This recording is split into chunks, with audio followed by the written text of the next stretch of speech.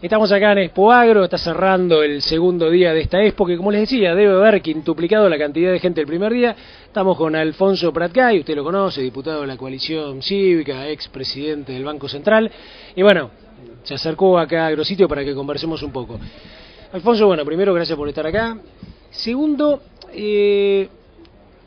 ¿viste el discurso de la presidenta? El discurso de la presidenta, y como estamos en Expo Agro, yo te lo tengo que preguntar, digamos como que entre los productores quedó como el mensaje como que desmereció un poco, como que en la economía nacional la agroindustria no era tanto, ni era un... Bueno, vos como economista y analista de todo esto, por ahí podés contestarle al productor lo que representa un poco en números y a la economía del país. Sí, yo creo que fue bastante más explícito lo que decís, ¿no? Fue un ataque frontal al campo.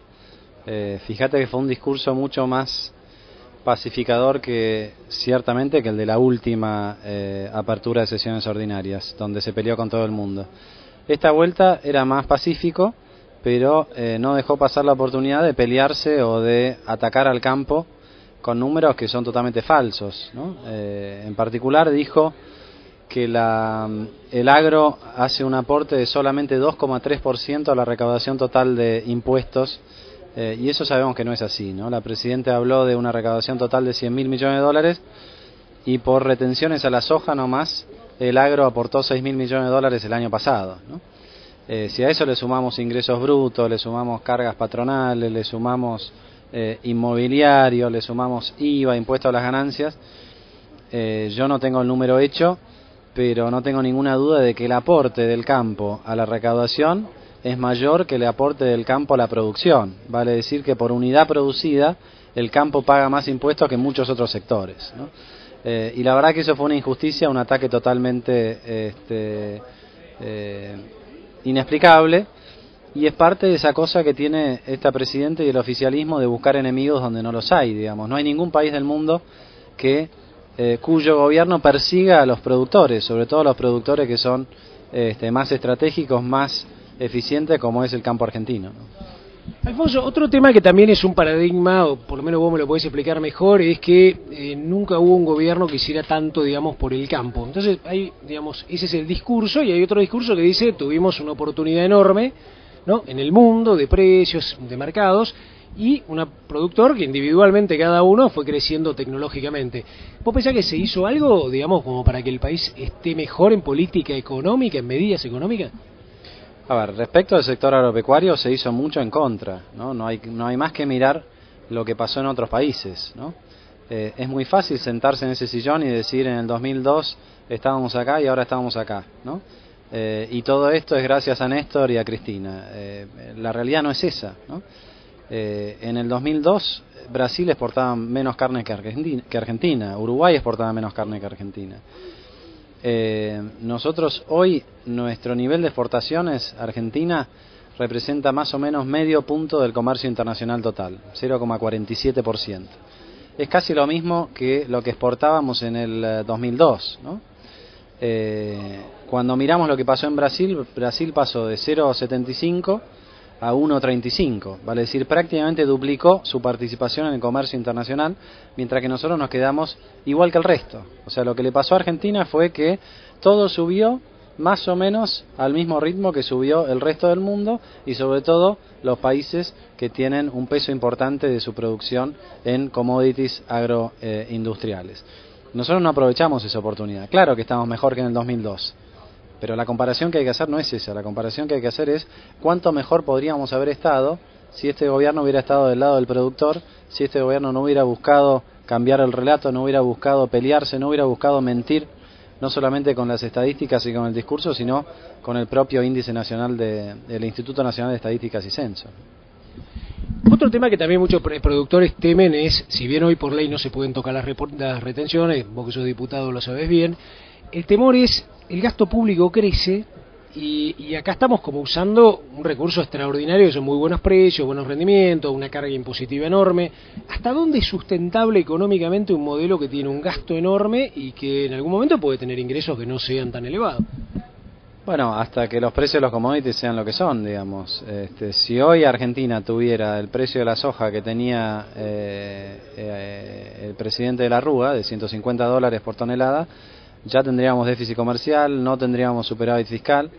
Entonces lo que está ocurriendo ahora es Vos decís, ¿cuánto tiempo puede durar esto? Bueno, no sabemos, porque no sabemos cuánto tiempo más van a durar la bonanza de los precios de las cosas que nosotros producimos. Yo creo que tenemos bastantes años más por delante.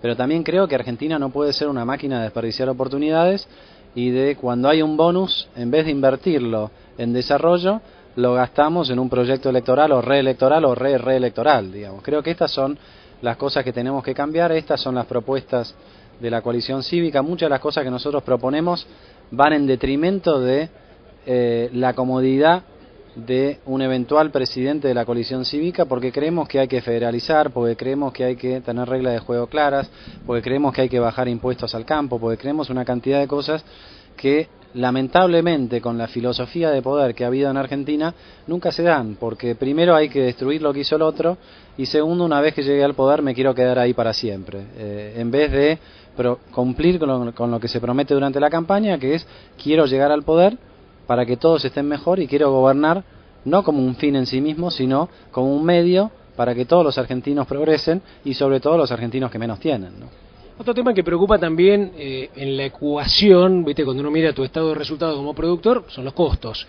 Y aquí hay una realidad, el dólar está estancado y los costos aumentan porque, bueno, qué sé yo, los transportes aumentan 28 o 30% por año porque aumenta todo, aumentan los salarios, aumentan mucho. Entonces, cuando vos tenés ese dólar anclado y tenés costos que aumentan, te aumentan los costos en dólares, es decir, que tu ecuación... esto, digamos, ¿de qué manera esta espiral, digamos, se frena cuando ya va llevando, digamos, encadenado 3 años de inflación, un dólar que está, digamos, planchado? ¿Cómo se corta este círculo vicioso? Lo primero que hay que decir es que es insostenible, ¿no? O sea, un país que tiene inflación en dólares del 25% anual durante varios años, esa fiesta en algún momento se corta, lo hemos vivido muchas veces en Argentina, y yo creo que estamos llegando a ese punto donde más allá de algunos productores puntuales y exportadores de soja, el resto de la cadena productiva de Argentina, incluso industrial, empieza a tener problemas serios para competir con el resto del mundo, ¿no? Lo veíamos, lo charlábamos hoy con algunos productores de maquinaria agrícola, que ya le está pasando que marcas extranjeras pueden ingresar al país productos más baratos que lo que le cuesta al productor argentino esa misma máquina. Entonces, la primera reflexión es que sabemos que es insostenible. También sabemos que el gobierno no se hace cargo, ¿no? Entonces, una de dos, o esto termina mal o termina bien. Yo creo que puede terminar bien, y voy a tu pregunta, pero para terminar bien hay que hacer un montón de cosas que no solamente este gobierno no hace, o hace exactamente lo contrario, sino que yo creo francamente que es imposible moralmente que este gobierno haga las cosas que hay que hacer para bajar la inflación. O sea, un gobierno que viene mintiendo desde el 2007 con los números de inflación no puede a partir de mañana proponerse como el poder creíble que va a doblegar las expectativas inflacionarias, ¿no? Hay que barajar y dar de nuevo, ¿no? Entonces, esto es uno de los temas que el gobierno quiere evitar en la campaña, que puede o no ser un determinante de esta elección, pero que definitivamente va a ser una cuestión medular de la próxima administración. Y si la próxima administración fuera la misma que tenemos hoy, seguro que vamos para lío, digamos, porque la fórmula que tiene este gobierno para combatir la inflación es echarle nafta y no echarle agua. Ayer estuvimos con Patricia Bullrich y Ilma Rey y estuvimos conversando, y Patricia Bullrich, que todos los años viene y nos visita y todo, entonces me comentaba, bueno, si nosotros llegamos al gobierno, bueno, yo a lo mejor soy la ministra de Seguridad, el Toti Flores el ministro de Acción Social, y tenemos un ministro de lujo, y te mencionó a vos como ministro de Economía, etcétera. Y yo, digamos, de alguna manera te imaginaba ahí, pero ahora te voy a hacer una especie como de ejercicio de simulación, ¿no? Vos suponete, gana la coalición, ¿no? A vos te toca ser ministro de Economía, y bueno, y te encontrás, digamos, con todo un montón de cosas que vos lo has visto. Corren más que por la economía, incluso hasta por las instituciones, corren por la manera en que ciertas industrias se han acostumbrado a sobrevivir en esto, a un tipo de cambio que a lo mejor hay que devaluar. ¿Cómo te imaginás vos en medio de toda esa problemática compleja? Mira, yo fui presidente del Banco Central en uno de los momentos más complicados de la historia financiera de Argentina. Cuando yo agarré ese fierro caliente, no sabía qué banco se me iba a caer al día siguiente, no funcionaba ningún mercado, no había capacidad de ejercitar la política monetaria, las reglas del sistema financiero no existían, había que reescribirlas todas de vuelta, la inflación era del 40% y todo el mundo creía que iba a ser más al año siguiente. Esto es mucho más fácil. La verdad que lo que tenemos por delante desde el punto de vista económico es mucho más fácil. Tenemos viento a favor, tenemos la capacidad productiva, tenemos una estructura y una matriz productiva y una creatividad en Argentina que bien canalizada solamente nos puede dar buenos resultados. Lo que hay que hacer es ordenarse políticamente, ser creíble y tener un compromiso desde la máxima autoridad. Eso lo viví yo también en el Banco Central. Cuando vos, desde el máximo lugar, por ejemplo, cuando yo estaba en el Banco Central, bajaba línea y desde abajo se interpretaba que ya no estaba bien robar, que no estaban bien los kioscos, que había que trabajar, los argentinos somos muy verticalistas, ¿no? Por eso la, casi diría yo, desesperación de Carrió de llegar ella a ser la presidente. Y yo la acompaño en ese pensamiento, porque creo que la manera de resolver los problemas del país, que son fáciles desde el punto de vista técnico, pero quizás son más complejos desde el punto de vista político y moral, es a partir de la máxima conducción. Desde ahí, solamente desde ahí se puede bajar línea y se puede empezar a cambiar de 180 grados algunas de las cosas que funcionan realmente mal. Yo me río cuando dicen, bueno, ¿y qué va a hacer Carrió con los sindicatos? Va a hacer lo que haría cualquiera de nosotros, que es aplicar la ley y salir de la tranza. Ahora, solamente Carrió puede garantizar, y la coalición cívica, que no va a haber tranza y que las cosas se van a cumplir como se tienen que cumplir. El resto del sistema político en algún punto siempre está flaqueando y siempre está diciendo, bueno, el fin justifica los medios, ¿no? Nos pasó a nosotros el año pasado, cuando decidimos corrernos del acuerdo cívico y social que nos costó tanto construir, y nos corrimos porque veíamos que lo que habíamos prometido en campaña con los candidatos del socialismo y el radicalismo, ya algunos de nuestros socios no tenían tanto interés en cumplir, ¿no? Y dijimos, bueno, no podemos formar parte de un espacio que hace lo que siempre hicieron los políticos en Argentina, prometer una cosa durante la campaña y hacer otra distinta durante la responsabilidad o el cargo o la función ejecutiva que uno pueda tener, ¿no? Si vos midieras la competitividad argentina, ¿no? Porque uno dice, a mí me preocupa enormemente, me preocupa porque veo que no hacemos nada en ese sentido, veo un Brasil, séptima potencia del mundo, creciendo enormemente, con un sector industrial muy activo, ¿no? Con grupos que trabajan en esa línea, por lo menos es la percepción que uno tiene. ¿Cómo ves a la Argentina en competitividad? Un país que estaba destinado a ser una gran potencia. No, yo creo que está todo allí en bruto para aprovecharse, digamos, pero cuando no hay señales claras, cuando, como te decía, y ya lo he repetido varias veces, cuando el gobierno está pensando en su propio beneficio y un beneficio de corto plazo, y no está pensando en políticas de Estado que puedan repetirse en distintas administraciones, y realmente imaginar un desarrollo económico, no meramente un crecimiento espasmódico de un año para el otro, entonces tenemos la situación que tenemos hoy. Ahora, esto es mucho más fácil de lo que nos pasaba en los 80 y en los 90, o sea, hoy tenemos el mundo a favor, no lo tenemos en contra. Entonces, hay que ser un animal para desaprovechar la oportunidad, y en alguna medida es lo que estamos haciendo. Argentina sigue creciendo, sin ninguna duda, pero no se está desarrollando, ¿no? Entonces, los dilemas, los desafíos son realmente un juego de niños frente a los desafíos que enfrentó Argentina durante los últimos 50 años. Por eso yo soy muy optimista. Pero para eso hace falta empezar a hacer la política desde otro lugar y empezar a ser más creíbles y a no claudicar en los principios. Te hago la última. Esta tiene que ver un poco con el plano personal y profesional.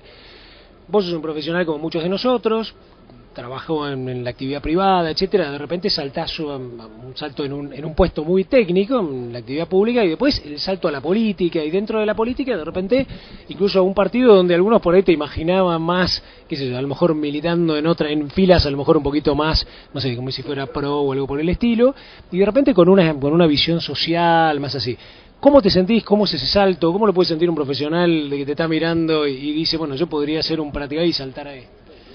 Me parece que no es para todos, digamos, o sea, yo lo tengo muy metido adentro, desde chico tenía la vocación de la función pública, siempre estuve metido en emprendimientos sociales en el interior y demás, y mi recorrido en el exterior yo siempre lo interpreté cuando me fui a trabajar afuera como una escuela para después poder volcar en mi país los conocimientos que aprendía y que me traía del exterior, ¿no?